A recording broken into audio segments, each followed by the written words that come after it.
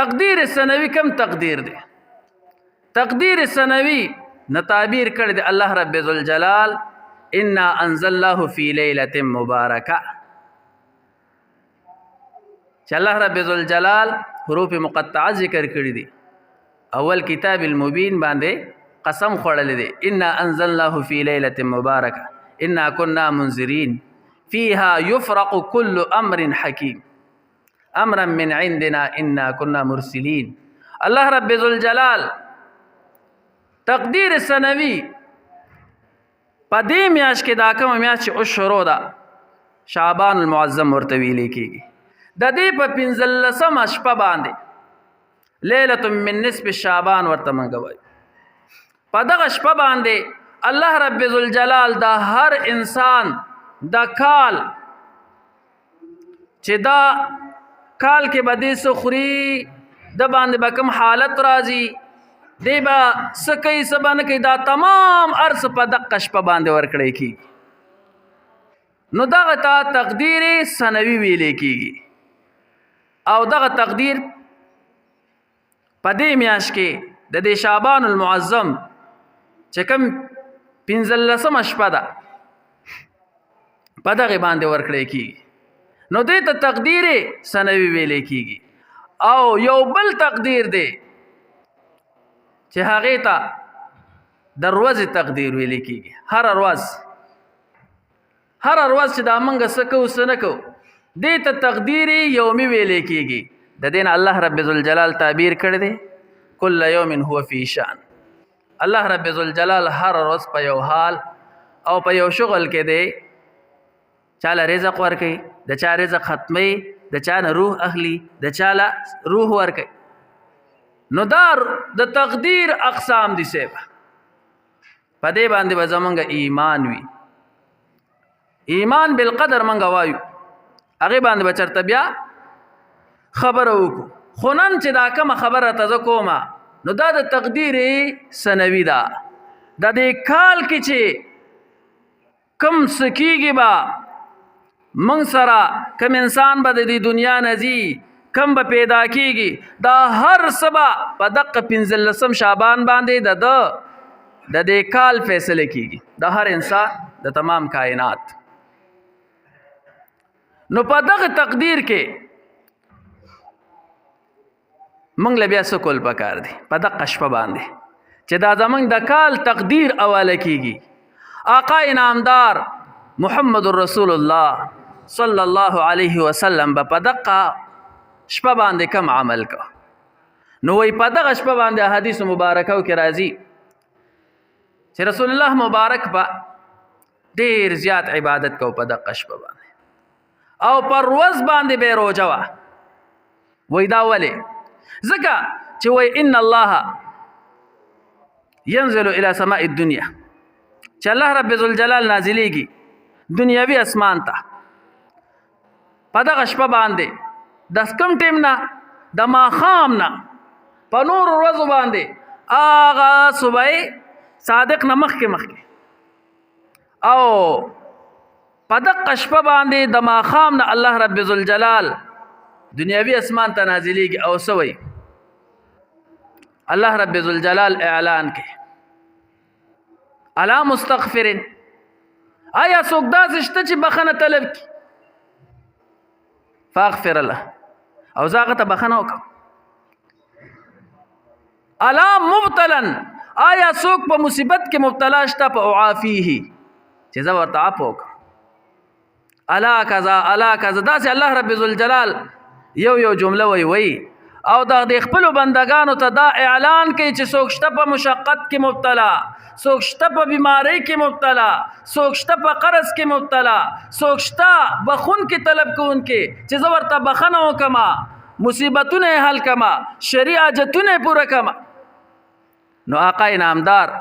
محمد رسول الله صلی الله علیه وسلم به په دغه شپه باندې ډېر عبادت کو او د ورځې به یې روژه وه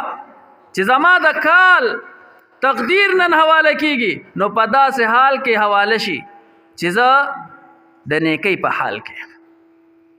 او بیا دغه شپې کې یو بل خصوصیت دی په دغه شپه باندې آقا انعامدار محمد رسول الله صلی الله علیه وسلم بیان فرمایي ترغیب والا نقل کړی دی. هغه وایي رسول الله مبارک بیان فرمایي چې په دغه شپه باندې الله رب ذوالجلال د خپلو بندګانو بخنه ورته کوي او د جهنم د اور نه اخلاصي. څومره کسان په دغه شپه باندې څومره کسان الله رب ذوالجلال د جهنم د اور نه خلاصي. نو رسول الله مبارک بیان فرمایي په دې عربو کې یو قبیله و هغې ته به کلب او بنو کلب وي. نو دغه خلکو سره دا ګډې بیزې ډېرې زیاتې وي. نو رسول الله مبارک وفرمایل چې په نن شپه باندې دقه د لیلة من نصف شعبان 15 شعبان په شپه باندې آقا انعامدار محمد رسول الله صلی الله علیه وسلم بیان فرمایي چې الله رب ذوالجلال نن دومره خلکو ته بخنه کوي د اور نه اخلاصي د جهنم لکه د بنو کلب دا چیلې نه یادې دغه ګډې بیزې نه یادې څه یادې د دې په ملا باندې چې کوم ویښته دي د دې په جسم باندې چې کوم ویښته دي د هغې په مقدار برابر. کو دا تمام جومات والا راجمع شي او یوه چیلې راولو وایو چې د دې د ویښته وشمارئ نو په میاشت کې به د هغې ویښته ونه شمارو. دومره ډیر تعداد سره الله رب ذوالجلال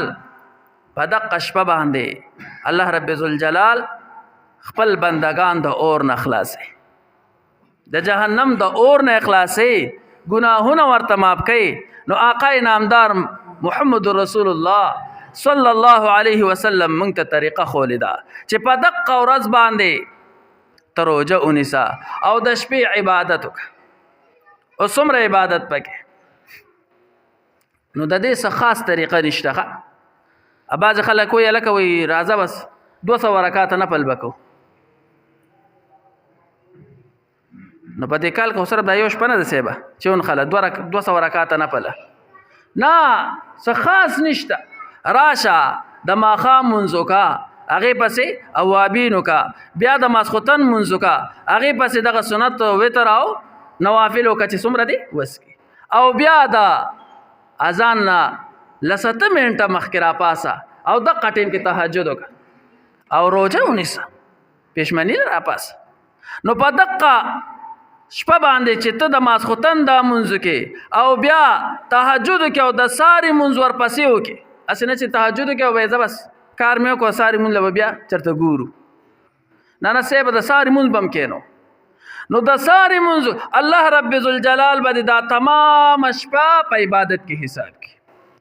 او بیا په دغه ورځ باندې روژه هم پکې اسانه ده دا خو لنډې ورځې دي. او بله دا ده چې راتلونکې روژې دقه نن 8 شعبان دی بس یا به 2 شي او یا به 21 ورځې شي. هغه زمونږ حکومت والا پسې کې هغوی خو کېدای شي 15 شپږ ورځو ته ورسوي هغوی خو نه یې د روژې میاشت مونږ چېرته پاکستان کې نه یینو د اختر بیا اینو پته نه لګي د روژې سره نظرونه تیز شي د اختر په شپه ټول ویني او د روژې په شپه ټولو سرونه ښکته کړي. هغه وایي یو کس خبره خولې له راله وایي چې په خپله مې میاشت نه لیدلې نو بس روژه به نه نیسم. نو بس وایي داسې چېرته دریاب ته تللی هلته استنجا کوله چې ویې کتل وایي هغې کې ورته هغه میاشت هغې کې ولیده وایي چې ما خو نه لیدلې خو بس اوس ته بل کار کوې نو اوس پې ونیسم منګه بیا نه نو دغه یا به 2 شي یا به 21 ورځې شي روژې ته نن 8 شعبان دی نو یو خدا د دغې دپاره به یو ټریننګ شي او هغې ته به یو تیاری غونتې کې شي او بل رسول الله مبارک په په دې میاشت کې ډېرې زیاتې روژې نیولې انتهایي زیاتې روژې به په دې میاشت کې نیولې.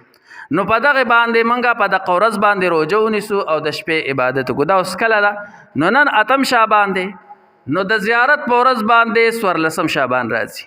نو د جمعې شپه راتلونکې د جمعې شپه چې کومه ده دا 15 شعبان شپه ده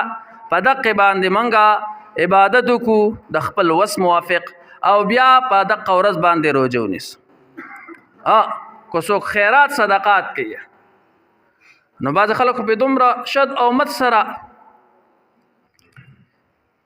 تردید کوي نه صاحبه خیرات د پاره وخت مختص کول زمونږ علماء دیوبند وایي تخصیص نه دی پکار نور کو دی وس کیږي هر وخت خیرات کوه تخصیص نه دی پکار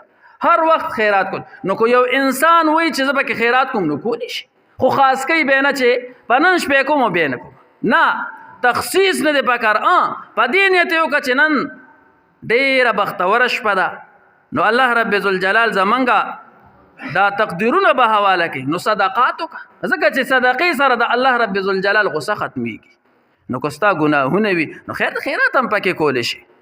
کو هر څه دی وسې داسې نه دی چې ته اوس ځان قرضدار کو خامخا خیرات کو بس د خپل وس موافق چې د چا څه وس کېږي خیرات هم پکې کولی شي نور نیک اعمال پکې کولی شي ذکر اذکار هم پکې کولی شي تلاوت هم پکې کولی شي دا ضروري نه ده چې یو خاص عمل وي بس عبادت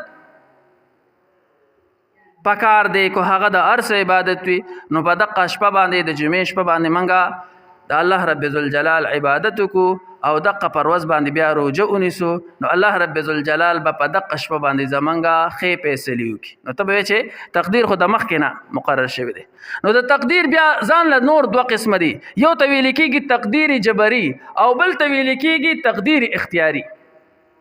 نو تقدیر جبري خو زمونږه دا دی چې دا موږ غټېږو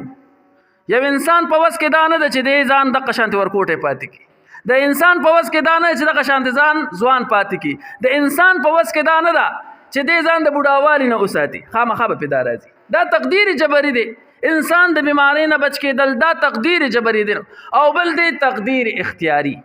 تقدیر اختیاري دا دی چې الله رب ذوالجلال موږ له یو خاص قوت او طاقت او اختیار راکړی دی چې لاړ شه مونځ وکړه په اختیار باندې روجه ونیسه نیک عمل وکړه یا ګناه وکړه دا اختیار دی نو دغه تقدیر اختیاري دپاره خو پکې سوال وکړو که نه چې یا الله کم تقدیر اختیاري دی او زه کم کارونه کومه یا الله دغه رانه صحیح واغستلی کې الله رب ذوالجلال دی اول ماته بیا جمله مسلمانانو ته په دې باندې عمل کولو توفیق راکړي واخر دعوانا ان الحمد لله رب العالمین دعا کې سمې په دې عمل کولو توفیق راکړي خپل رضا خپل دیدارم نصیب کې حرمین شریفین دارم نصیب کې هر کارم د خپل رضا دپاره وګرځئ یا الله څوک بیماران دي ته ولې شفا ورکړي څوک قرضداران دي الله ته د قرض نه خلاص کړي چا روزګار نشي الله حلال روزګار ورکړي چا اولاد نشي الله اولاد ورکړي چا نارینه اولاد نشي الله نارینه اولاد ورکړي حیا ژوندم نصیب کې بې حیا نم وساتي بې عزتۍ نم یا الله چا څه مشکلات تمام مشکلات حل کړي یا الله چا شریعجات تمام شریعجات ورکړي د خپل ملک دعا کې الله پاک پکې امن قایم کړي د امن جنډې پکې الله پاک وخوځولی کړي دین محمدي سره څوک هم امداد کوي په هر جام کې الله ته حافظ او ناصر شي دین محمدي ته څوک هم نقصان رسي په هر جام کې الله ته نیست او نابود کړي یا الله کو په مسلمانانو کې الله ته ورته هدایت وکړي کو د هدایت لایق نه وي الله هغوی نیست او نابود کړي یا الله زموږ د مدارسو حفاظت وکړي یا الله زموږ د تبلیغي مراکزو حفاظت وکړي یا الله زموږ د خانقاګانو حفاظت وکړي یا الله زموږ د سنگر د مجاهدینو حفاظت وکړي مجاهدین دعا کې یاد کې کم ځای کې قید او بند کې الله ته در رهایی بندوبست کم شهیدان شوی الله ته درجات بلند کې اسلام غالب کې کفر مغلوب کې یا الله څنګه چې سره سو کاله مخکې تا دغه نجس قومونه زموږ د آقای نامدار محمد رسول الله صلی الله علیه وسلم د لاس غلامان ګرځولي یا الله هغه دور بیا راوستي اسلام غالب کې کفر مغلوب کې مردگان د اهل اسلام سور وفا شي تمام کامل مغفرت نصیب کې وصلی الله تعالی علی خیر القی محمد وعلى آله واصحابه اجمعین